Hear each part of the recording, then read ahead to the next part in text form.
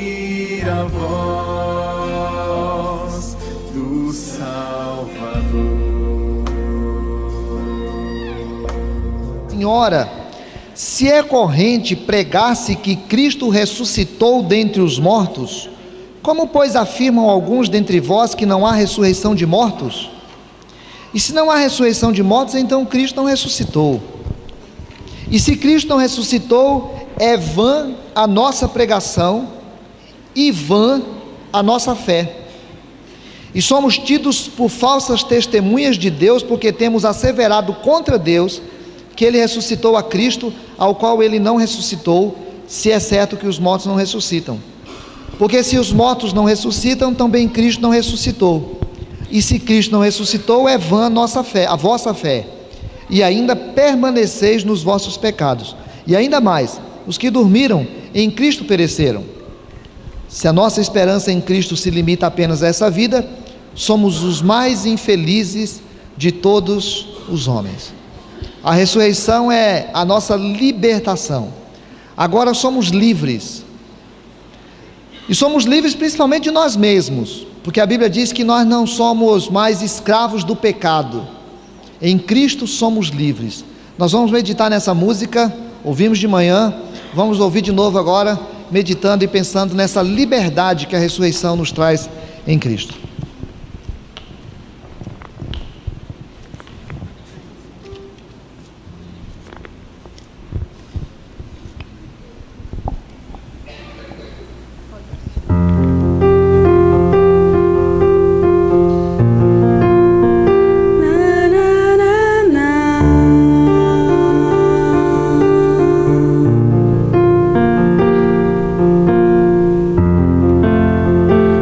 Hoje é domingo de manhã,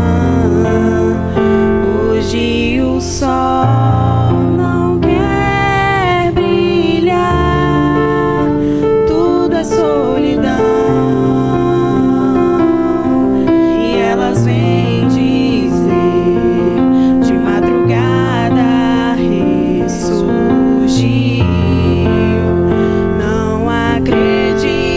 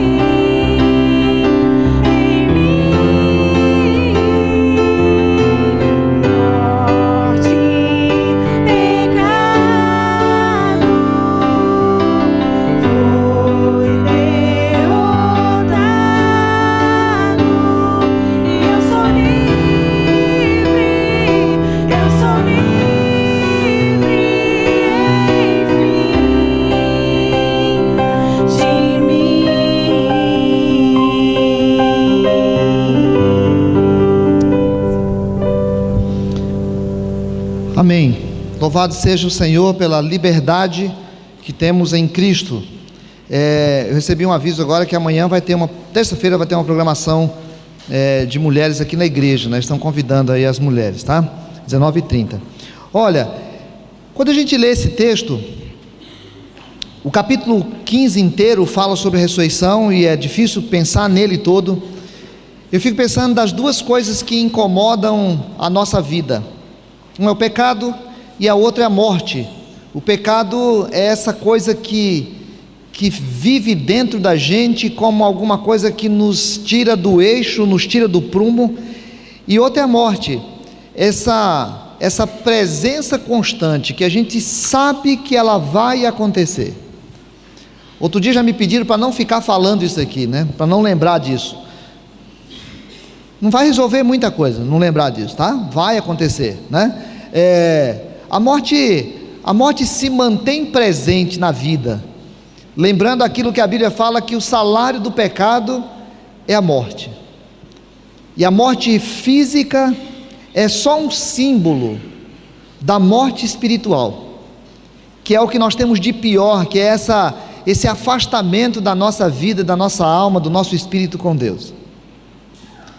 Sempre que fala-se de morte, me lembro agora eu vou ficar lembrando da história da irmã Maria, que essa semana conversando com ela, ela disse assim, ela falou que o ano que vem ela vai completar 90 anos. Aí eu falei, irmã Maria, aí tá bom, né? Ela disse, não, meu bichinho, tá bom não tá bom de jeito nenhum, deixa Deus escolher quando é que vai tá bom, porque a gente não quer, é uma história que a gente não gosta dela, né? Alguém falou uma vez aliás, eu vi a pessoa falando isso, era um professor meu, ele falou que estava num culto na igreja, assim, tinha o caixão, e era o culto culto fúnebre do pai dele. O pai dele estava ali, estavam os irmãos todos reunidos naquele culto maravilhoso, e diz que de repente, na hora dele pregando, o pai dele com a mão no caixão lá assim, fez bem assim. Na hora que ele deu uma coçadinha de testa, os irmãos vazaram de dentro da igreja correndo, todo mundo desesperado, porque ninguém sabia que ele tinha catalepsia, né? Aquela doença que faz com que todos os órgãos parem, e na hora foi aquele desespero, porque todo mundo correu para fora, e a tendência do pastor foi lá, e aí o pai dele abriu o olho e deu uma olhada e disse assim, o que é isso? Porque ninguém quer saber da morte. A morte incomoda profundamente o nosso coração. O apóstolo Paulo está escrevendo a sua carta aos Coríntios, e ele ficou sabendo que lá tinham alguns irmãos que andaram ouvindo alguns ensinamentos de outros irmãos, de pessoas que diziam que ressurreição é um negócio que não existe. E aí Paulo começou a ficar preocupado, porque ele disse, se não existe ressurreição, Jesus Cristo não ressuscitou. E se Jesus Cristo não ressuscitou, o que nós estamos fazendo aqui? Toda a nossa fé se torna vã. Então Paulo agora está preocupado em ensinar algumas coisas para aquela igreja a respeito da ressurreição, e é sobre isso que eu quero conversar com vocês hoje, sobre alguns significados da ressurreição de Cristo. Primeiro, que a ressurreição está no centro de toda a mensagem do cristianismo. Não é possível a gente pensar cristianismo sem pensar em ressurreição. Às vezes a impressão que a gente tem é que nós não estamos mais falando de cristianismo, estamos falando de uma ONG religiosa, assim, de uma organização não governamental religiosa, onde as pessoas gostam dos templos, as pessoas gostam dos cultos, as pessoas gostam das músicas, mas a impressão que tem é que as pessoas não estão assumindo um compromisso verdadeiro com o que é ser cristão. Para Paulo, não era possível ser cristão e tirar alguns aspectos da doutrina. Às vezes a gente pensa que é possível. Eu não posso ser cristão e tirar alguns aspectos da doutrina, porque se está na palavra é doutrina, e se é doutrina eu não posso abrir mão. Então Paulo está dizendo, olha, é corrente pregar que Cristo ressuscitou dentre os mortos. Sempre foi assim. Nós estamos vivendo essas primeiras décadas de cristianismo, e é natural que as pessoas falem que Jesus Cristo morreu e que Jesus Cristo ressuscitou. Os versículos anteriores, ele ainda diz lá no versículo 3 o seguinte: antes de tudo vos entreguei o que também recebi, que Cristo morreu pelos nossos pecados, segundo as Escrituras, e que foi sepultado e ressuscitou ao terceiro dia, segundo as Escrituras. E depois ele vai dizendo para quem foi que Jesus apareceu. Então, Paulo vai dizer: irmãos, isso é o comum da igreja, isso é o comum da mensagem, isso é o comum da pregação. Eu tenho ouvido isso, me passaram isso, estou pregando para vocês isso, porque isso é essencial na vida cristã. Não existe mensagem cristã sem a mensagem de ressurreição. A mensagem de ressurreição é algo tão forte para nós, igreja, que o apóstolo Paulo vai dizer então, nesse versículo de número 13, que se não há ressurreição de mortos, então Cristo não ressuscitou, e se Cristo não ressuscitou, é vã, primeiro, a nossa mensagem. A palavra vã aqui significa vazio, oco, sem sentido. Se Jesus não ressuscitou, o que nós estamos falando é vazio, não tem sentido algum. E se aquilo que estamos falando é vazio, a sua fé também é vazia. Você crê no quê? Se Jesus não ressuscitou, e se você não vai ressuscitar, o que está fazendo aqui? Se eu não tenho consciência de que Jesus morreu e 3 dias ressuscitou e foi sei lá para onde, um lugar que nós chamamos de céu, para uma outra realidade, o que eu estou fazendo? Paulo diz: se tirar isso da mensagem cristã, tudo fica vazio. E segundo, se tirar isso da mensagem cristã, nós estamos crendo no quê? Estamos crendo num templo? Estamos crendo em pastores? Estamos crendo em moralidade religiosa? Estamos crendo em filosofia cristã? Estamos crendo no quê? Se Jesus não ressuscitou, é vã a nossa mensagem, é oca, é vazia. Se Jesus não ressuscitou, é vã a vossa fé. E o apóstolo Paulo ainda diz mais: e nós somos tidos por falsas testemunhas, porque temos falado contra Deus, que Ele ressuscitou o seu Filho. Então 3 coisas Paulo vai apresentar. Se Jesus não ressuscitou, é vã a mensagem cristã. Se Jesus não ressuscitou, é vã a vossa fé. Se Jesus não ressuscitou, nós somos todos mentirosos. Porque a essência do cristianismo passa necessariamente pelo fato de ter Cristo ressuscitado. No mundo do apóstolo Paulo, naquele período tinha um movimento chamado dualista, que era um movimento que falava da vida depois da morte de uma outra maneira que não tinha nada a ver com o cristianismo.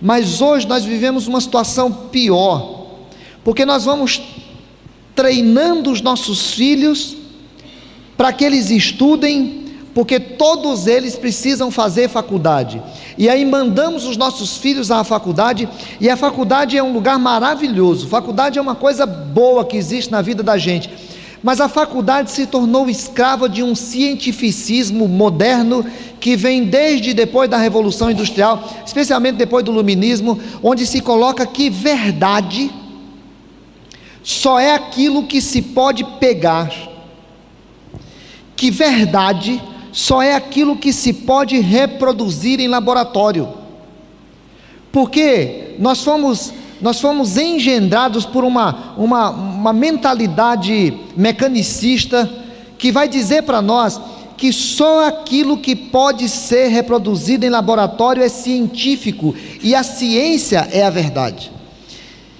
Isso não foi assim a vida inteira no mundo, e certamente não será assim a vida inteira para frente, porque a ciência é uma parte da verdade, é uma parte maravilhosa da verdade, e ela reflete muito da criação de Deus, mas ela não é a totalidade da verdade, porque a ciência nunca vai conseguir reproduzir, por exemplo, Deus.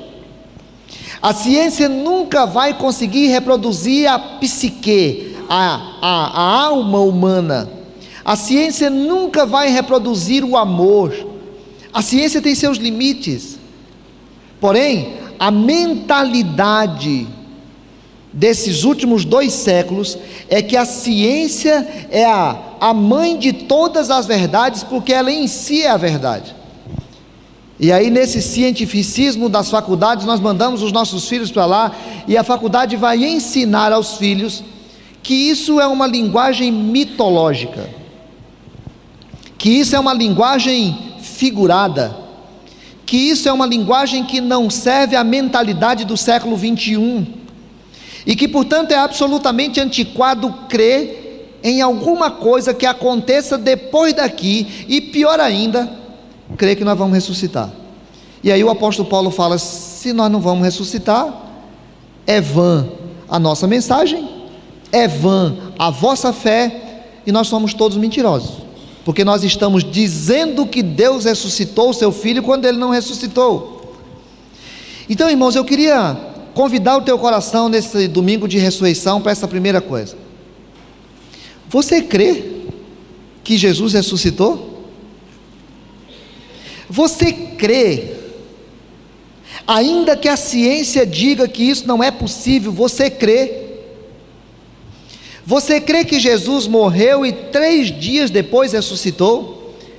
Eu vou dizer uma coisa para você: eu conheço teólogo que não crê, eu conheço pastor que não crê.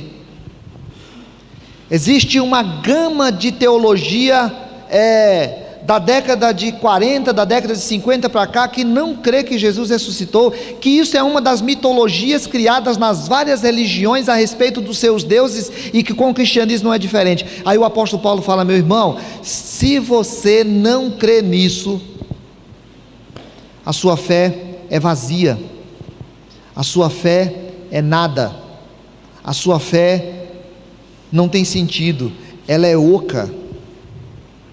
E aí eu queria te convidar para perguntar para você: você crê? Você que está na faculdade, você crê? Quando eu estava lá, chegando no primeiro dia no meu curso de psicologia, primeira semana, um professor muito querido,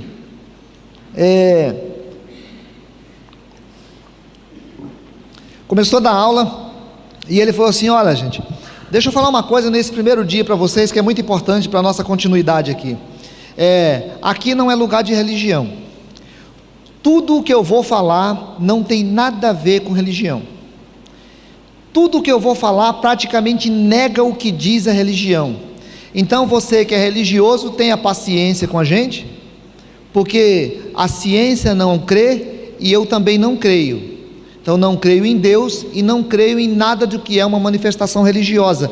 Portanto, assista a aula tendo paciência, porque isso é ciência. Os anos se passaram, isso foi em 1992.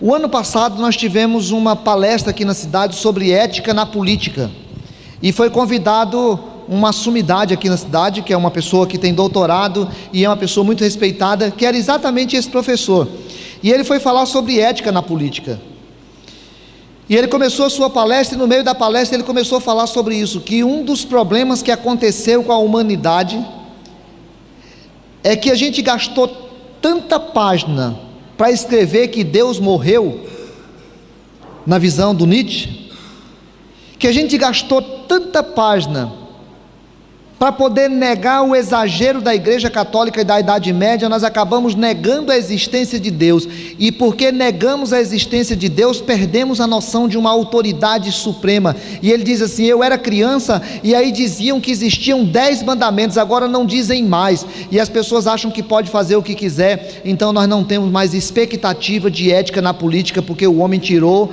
da cabeça dele a existência de Deus. E eu estava dirigindo a reunião. Quando terminou a reunião, eu fui lá na frente e falei assim: bom, eu estou feliz, né?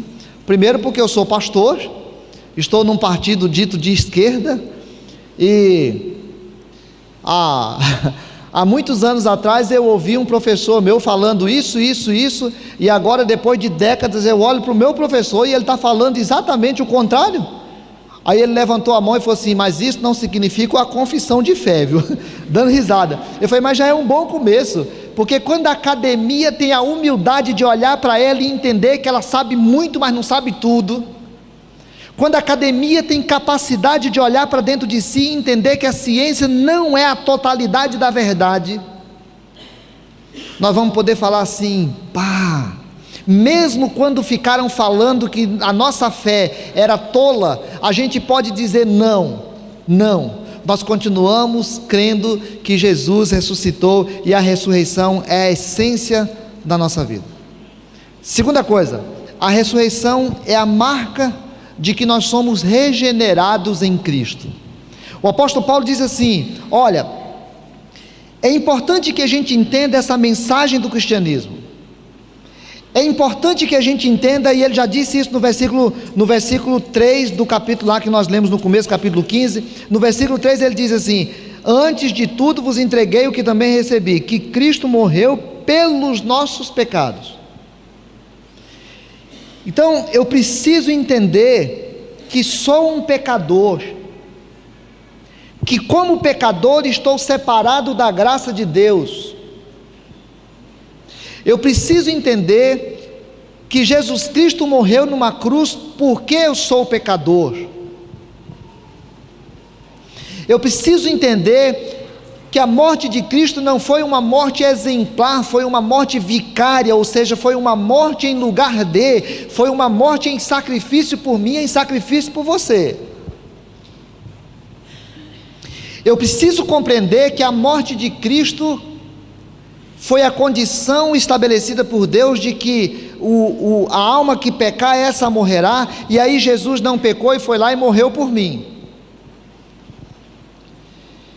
Eu preciso compreender que quando eu olho para a figura, para a imagem, ou eu penso na morte de Jesus, eu tenho que me lembrar daquela figura pregada por João Batista que dizia: eis o Cordeiro de Deus que tira o pecado do mundo. Eu preciso compreender que a morte de Cristo é algo central na fé cristã, mas também não é tudo. Eu preciso compreender que Jesus morreu para pagar o meu pecado, ressuscitou, foi ao céu, intercede por nós, porque a Bíblia diz que só há um intermediário entre Deus e os homens, é Jesus Cristo. Eu preciso compreender que Jesus um dia, falando sobre a sua morte, chamou os seus discípulos e disse: não se turbe o vosso coração, creiam em Deus, creiam também em mim. Na casa do meu Pai há muitas moradas, e quando eu for e vos preparar lugar, voltarei e vos receberei para mim mesmo. Então o meu Jesus está vivo, o meu Jesus um dia voltará para buscar a sua igreja. E aí o apóstolo Paulo vai dizer assim no versículo 16: porque se os mortos não ressuscitam, também Cristo não ressuscitou, e se Cristo não ressuscitou, é vã a vossa fé, e ainda permaneceis nos vossos pecados. Agora ele vai falar duas afirmativas de novo. Ele vai falar: se Cristo não ressuscitou, é vã a vossa fé. A palavra que aparece aqui é a mesma palavra que apareceu antes, só que agora no original ele usa uma outra palavra. Ele diz assim, quando ele usa aqui o vã, ele está falando, é alguma coisa que não vai levar você a lugar algum.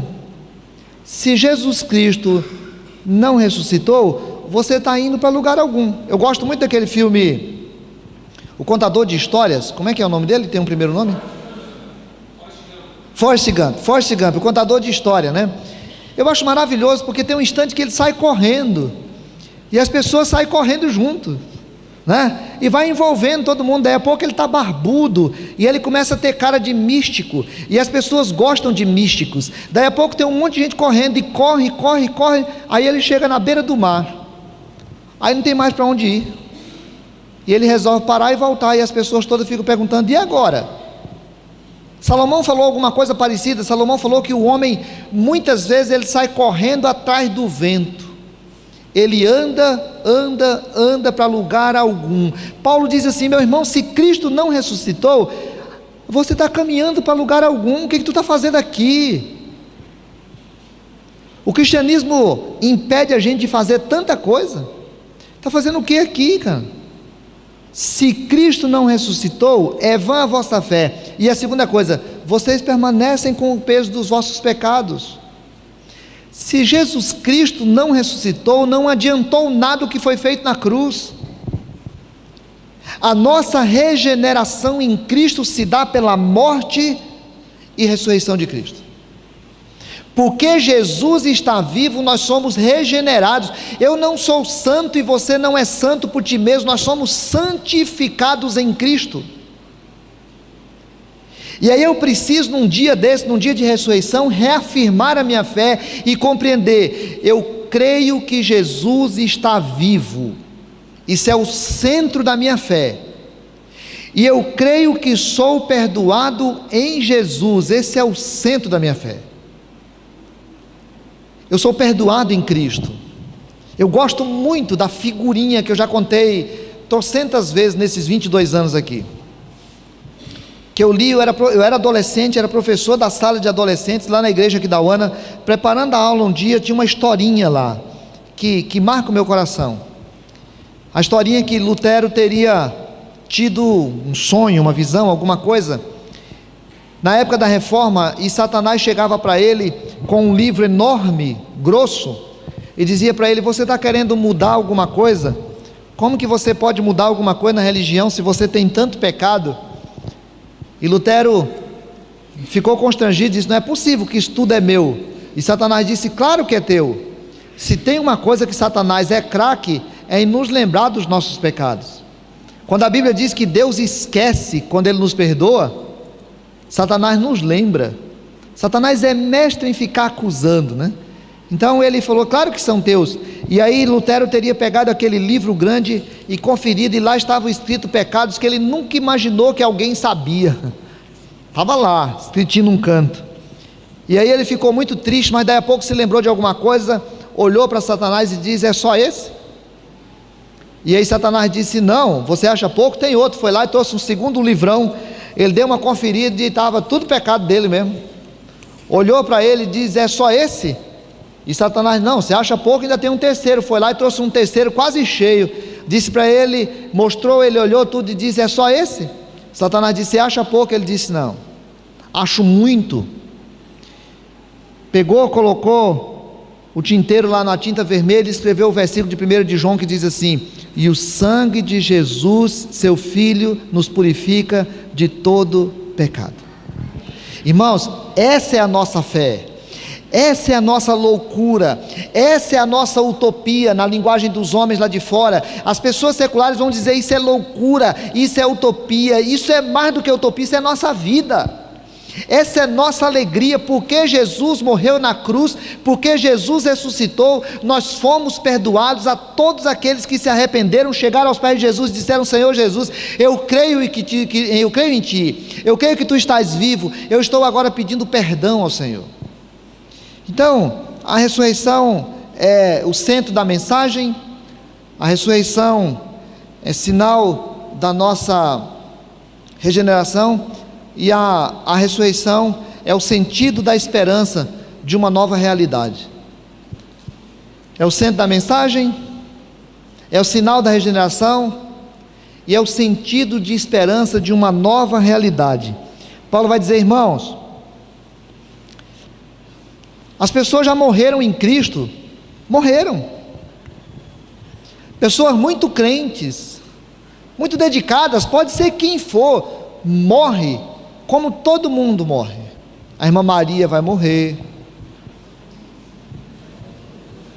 vai. O Vitor vai morrer, né? Tu também, Deus quiser, né?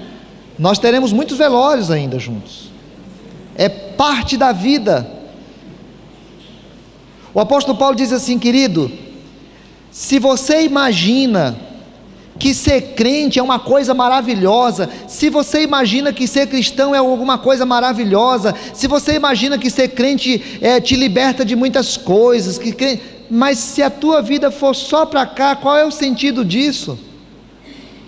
Se a nossa esperança em Cristo se limita apenas a essa vida, somos os mais infelizes de todos os homens. Ué, eu nasço, né? Eu nasço, vivo, 100 e poucos anos, alguns 40, outros 50, né? Eu nasço, vivo, morro e acabo. Mas é só isso. Levanto de manhã, faço as mesmas coisas, durmo e levanto, é só isso. Paulo diz assim: irmão, a nossa fé não é alguma coisa para cá. Se for alguma coisa para cá, é melhor fazer outra coisa lá fora. A nossa fé não é alguma coisa que se acaba com a nossa morte, porque se acaba com a nossa morte não tem sentido. Aí ele diz: nós somos os mais infelizes de todos os homens. E aí Calvino aponta 3 coisas interessantes com relação a isso. Ele diz assim: nós somos os mais infelizes porque a Bíblia diz que todos estão sob a mesma condição, mas os filhos de Deus são disciplinados quando erram, porque a Bíblia diz que Deus disciplina quem ama. Irmãos, quem não é filho de Deus não é disciplinado. Quem não é filho de Deus, ele vive ao seu bel prazer e vai colher as consequências dos seus erros. Os filhos, além de colher as consequências dos seus erros, são disciplinados. Quem não é filho de Deus não é provado. Os filhos de Deus ainda são provados por Deus. Então Paulo diz assim: se a nossa fé for só a desse tempo, nós somos mais infelizes. Aí o Calvino diz assim: porque se é para ser provado e se é para ser disciplinado, então é melhor ser não crente.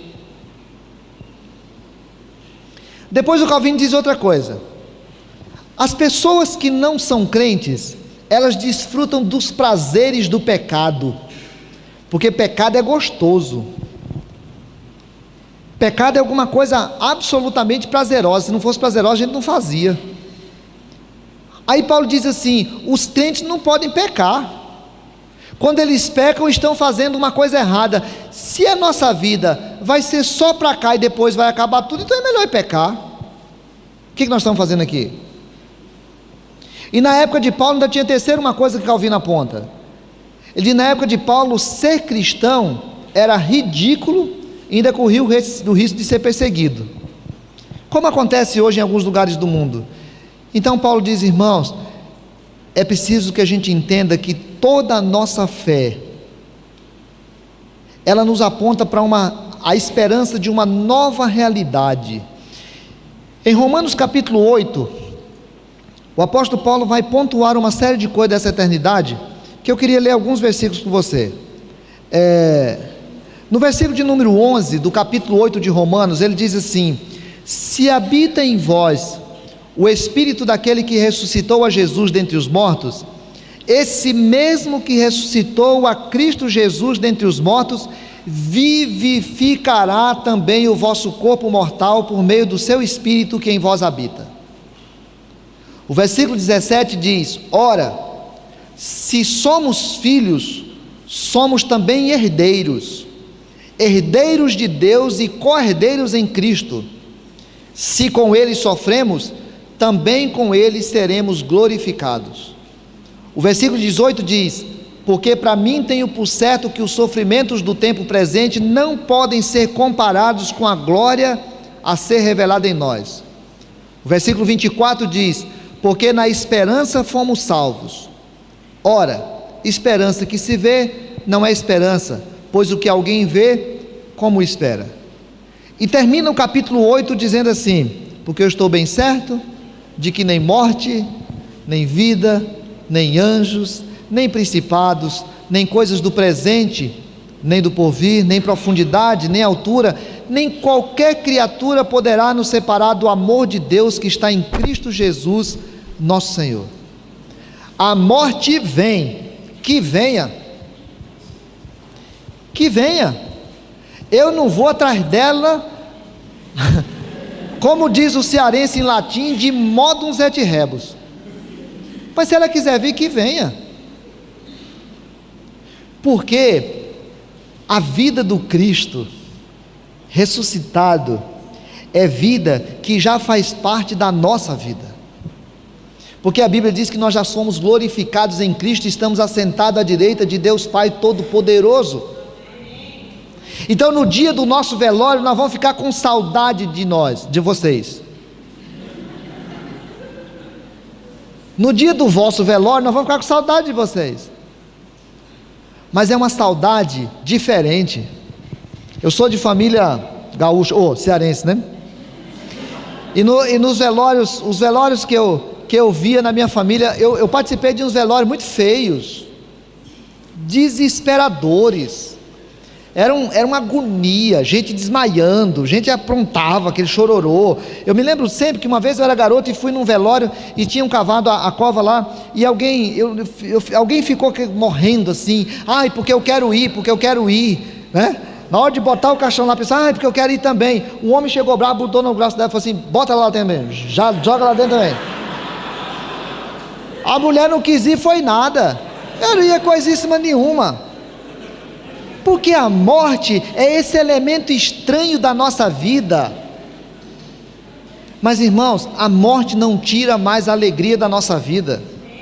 A Bíblia fala que nós devemos nos consolar uns aos outros com essa verdade, que um dia Jesus Cristo há de voltar, e essa é toda a nossa alegria, e a morte não tira mais isso de nós, porque nós já somos salvos em Cristo Jesus. Portanto, no dia da ressurreição, a gente para reafirmar a nossa fé. Que a ciência se meta apenas com aquilo que ela consegue, e naquilo que ela consegue, nós vamos prestar sempre todo o reconhecimento, porque o Calvino dizia que aquilo é uma bênção de Deus. A ciência, ela vem para mostrar a glória de Deus, mas nós não somos limitados a ela, porque ela não consegue falar daquilo que só o Espírito Santo coloca no coração dos seus filhos.